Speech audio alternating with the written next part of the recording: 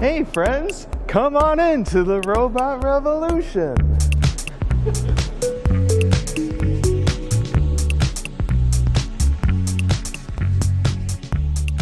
So this is Robot Revolution. It's the Museum of Science and Industry's exhibit on the current state of robotics. If Robot Revolution is a zoo, then the robots are the zoo animals and we are the zookeepers. I lead the team of robot specialists that is in charge of making sure that all our zoo animals are happy and healthy. I'm Adrian Choy. I'm the lead robot specialist for the Robot Revolution exhibit here at the Museum of Science and Industry, and in my off hours, I co-host Robot Riot. Robot Riot is the backyard wrestling of robot fighting. It is the robot fight for people that are bad at making robots.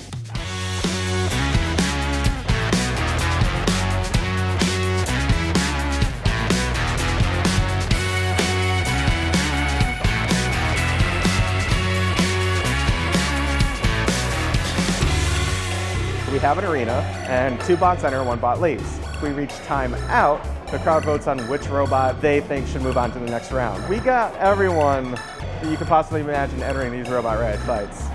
We have a professional local tattoo artist that entered a robot. We have an MIT grad entering a robot. We had a 6-year-old kid tape shark teeth to an RC toy snake and had his babysitter enter a robot because he was too young to actually be in the bar. You get a lot of hot glue and tape in this competition, which is perfectly fine. They're just the people that have always wanted to do it, but every time they went to look for resources or anything, it was completely over their head, it was inaccessible, or they went to a space where they offered lessons, but it was an old boys club. And that sucks. Nothing sucks more than something that's super cool like robot fighting, and you want to be a part of it, and you have no idea how to get your hands dirty and get involved. But we made a platform where people can watch these fights and watch what we do and think, I can do this too, and that's a really important point we want to drive home. I did not come from a family of engineers. The first robot I ever made was actually here at the Museum of Science and Industry. So that's when LEGO came out with their Mindstorm set. LEGO Mindstorms puts the power of robotics at your command. In terms of STEM toys, it's kind of the holy grail. And the Museum of Science and Industry teamed up with LEGO to do a workshop with it. So my mom took me here and took me here like 10 times afterwards after she saw how much I loved it. I want people to get the same spark I had when I built my first robot here at the Museum of Science and Industry. That hands-on experience where it got demystified for me where, hey, I built a robot. It's not so hard. If this is the first step, I can take the next step.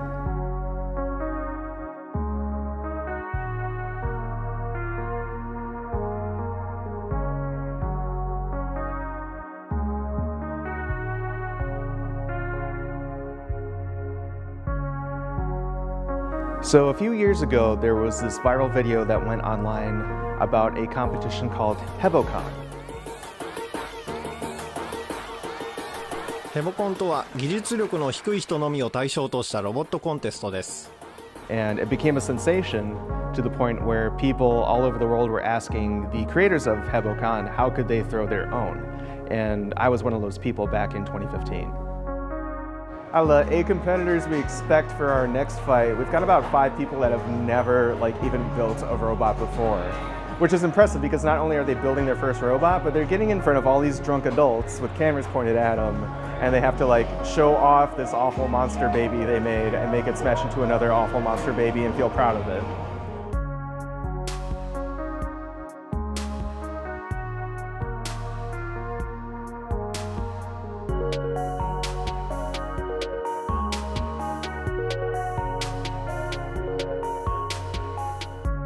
One joke I hear in the exhibit a lot is that someone will walk up to a robot, like our blackjack playing robot, and they'll joke, oh, well, there go the dealers.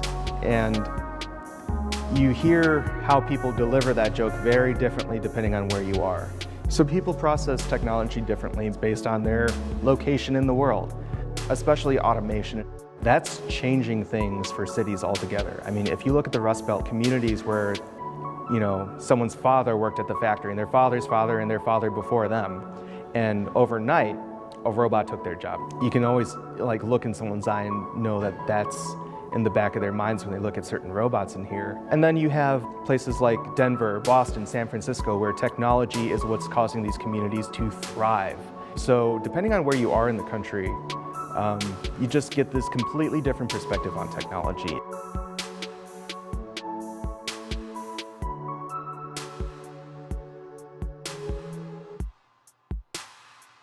The dream is to go back to Chicago and continue throwing riots, especially with something like robots. I mean, where can you get exposed to robotics? Where can you see a robot in person? Where can you learn about robots unless you're born in that environment where people in your family are engineers, or your family has enough resources to send you to engineering camp or space camp or what have you.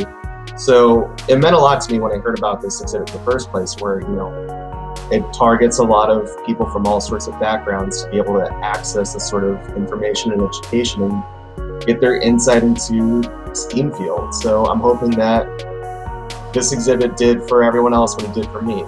It gave me a chance to get hands-on experience with STEAM versus, keeping that sort of experience and opportunity to people that can pay the highest bid.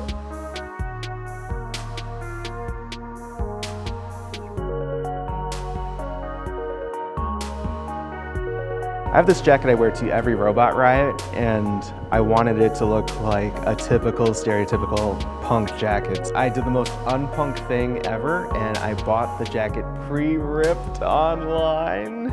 And I may or may not have had my sister that actually knows how to sew all the patches on it. But I think it gets the point across.